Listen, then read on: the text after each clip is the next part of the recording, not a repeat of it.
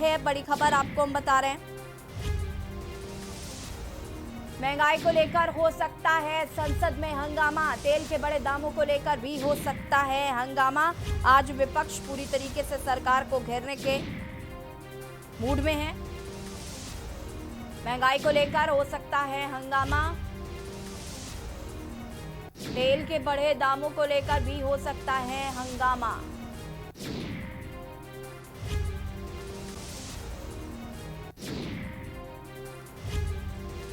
सरकार को पूरी तरह से घेरने की तैयारी में है विपक्ष। संसद के बजट सत्र का अगला दौर आज से शुरू हो रहा है और विपक्ष पूरी तरीके से कहीं ना कहीं सरकार को घेरने की तैयारी में है। और आपको बता दें कि तेल के दाम जिस तरीके से लगातार बढ़ रहे हैं, इसको लेकर विपक्ष सरकार को घेरने की तैयारी कर रहा है। आज संसद में हंगामा हो सकता है, हंगामे के आसार साफ तौर पर नजर आ रहे हैं।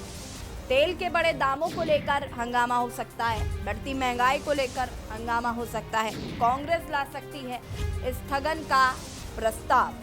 सरकार को पूरी तरह से घेरने की तैयारी में विपक्ष नजर आ रहा है। बड़ी खबर हम आपको बता रहे हैं, दिल्ली से संसद के बजट सत्र का अगला दौर आज से शुरू। और इसी खबर पर ज्यादा जानकारी के साथ दिल्ली ब्यूरो चीफ अमित दुबे हमारे साथ लाइव जुड़ चुके हैं। अमित, आपसे जानना चाहेंगे, आज संसद में बजट सत्र की शुरुआत हो रही है, फिर से दूसरा चरण आज से शुरू हो रहा है और आज विपक्ष का हंगामा देखने को जरूर मिल सकता है।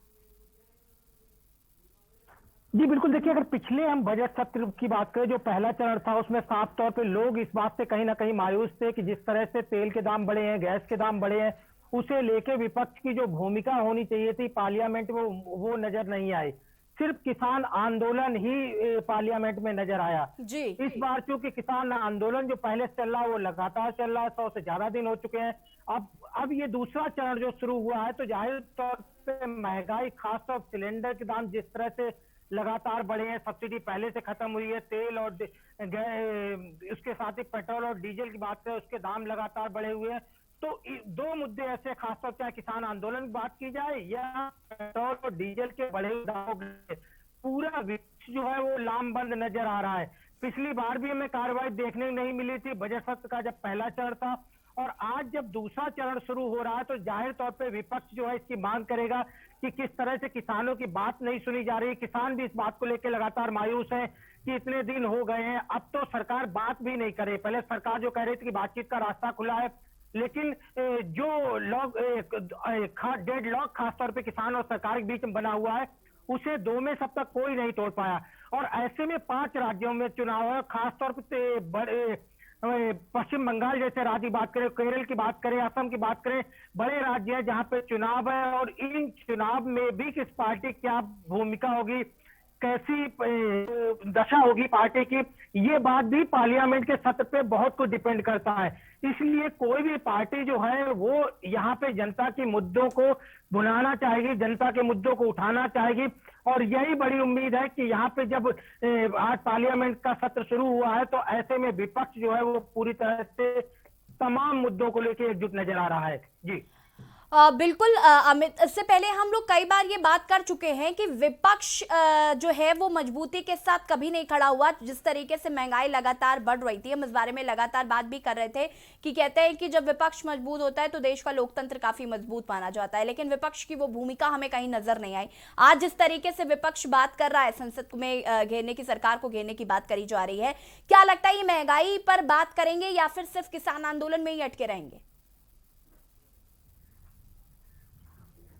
देखिए इस बार मुद्दे दोनों हैं जिसकी मैं बात कर रहा था। क्योंकि पिछली बार जो पहला बजट सत्र था, खासतौर पे जब बजट पेश हुआ था, तो उस टाइम कहा गया था कि किसानों के लिए सरकार ने कुछ नहीं दिया है, जबकि सरकार तमाम सुझाव दिखा रही थी, तमाम चीजें दिखा रही थी कि किस तरह किसानों के लिए तमाम योजनाएं सरकार लेके आई है। तो किसानों का मुद्दा लगातार चल रहा है, लेकिन जिस तरह से महंगाई बढ़ी है और खासतौर पे न सिर्फ केंद्र सरकार बल्कि राज्य सरकारों की भी इसमें अहम भूमिका होती है। क्योंकि केंद्र सरकार के टैक्स, कच्चे तेल के बाद में जो डिलीवर होता है डीजल और पेट्रोल, उसमें राज्य सरकारों के अपने बैट होते हैं और केंद्र सरकार के अपने टैक्स होते हैं। तो दोनों टैक्सों की यहाँ पे भरमार है, जिस वजह से लगातार लोग जो है वो 90 से और 100 रुपए के बीच तमाम जगह पे डीजल और पेट्रोल लेने के लिए मजबूर है। तो ऐसे में समझा जा सकता है कि आम लोगों से जुड़ा हुआ मुद्दा है और हर कोई इस मुद्दे से ग्रसित है, चाहे वो रोज ड्यूटी करने वाला हो, चाहे अपने खेतों में हल चलाने वाला किसान हो, चाहे ट्रैक्टर के जरिए हो, ट्रांसपोर्ट हो, हर कुछ प्रभावित हुआ है, खासतौर पे तेल के बढ़े हुए दामों को लेके। और ऐसे में वित्त मंत्री का वो भाषण जिसमें वित्त मंत्री ने कहा था कि वे भी नहीं जानते कि आखिरकार तेल और गैस के दाम कब कम होंगे, तो जाहिर तौर पे विपक्ष के पास एक संजीवनी है, लेकिन विपक्ष इसे पार्लियामेंट में किस तरह भुनाता है, किस तरह अपने मुद्दे उठाता है, ये देखना होगा। लेकिन फिलहाल तमाम पार्टियों के जो नेताओं से हमारी बात हुई है, उनका साफ तौर पर कहना था कि सरकार जिस तरह से लगातार महंगाई बढ़ा रही है, जाहिर तौर पे पार्लियामेंट में मुद्दे उठाएंगे और सरकार को मजबूर करेंगे कि सरकार लोगों को राहत दे और खासतौर पे डीजल और पेट्रोल और गैस के जो बढ़े हुए दाम है इनमें इनसे लोगों को राहत दे। और दूसरी बड़ी चीज जहां तक किसान आंदोलन की है, किसान आंदोलन लगातार किसान खुद इस बात को स्पष्ट कर चुके हैं कि जिन राज्यों में चुनाव है वहां जाके वो बीजेपी के विरोध में प्रचार करेंगे, यानी जहां जहां चुनाव होने हैं हर एक से ये कहेंगे कि वो बीजेपी को वोट ना दे, इसके अलावा किसी को भी वोट दे। तो ऐसे में जाहिर तौर पे किसानों का रुख किस पार्टी की तरफ होगा, ये भी मुद्दा एक अहम हो जाता है। और यही बड़ी वजह है कि किसानों की मांगों को लेके तमाम पार्टियां, चाहे कांग्रेस हो, आम आदमी पार्टी हो, समाजवादी पार्टी हो, हर कोई जो है वो अपने तरीके से किसानों का न सिर्फ मुद्दा उठाना चाहता है बल्कि किसानों का यहाँ पे रहनुमा बनना चाहता है। किसान भी चाहते हैं कि उनकी मांग चूंकि पार्लियामेंट तक नहीं पहुंचती, उनकी आवाज जो है वो सड़क तक है, संसद तक कैसे पहुंचे। ऐसे में विपक्ष को सोचना होगा और विपक्ष को उनकी बातें सरकार के सामने न सिर्फ रखनी होंगी बल्कि ऐसे प्रयास करने होंगे जिससे कि सरकार तमाम बिलों को लेकर जो लड़ाई चल रही है उन्हें वापस लेने को मजबूर हो।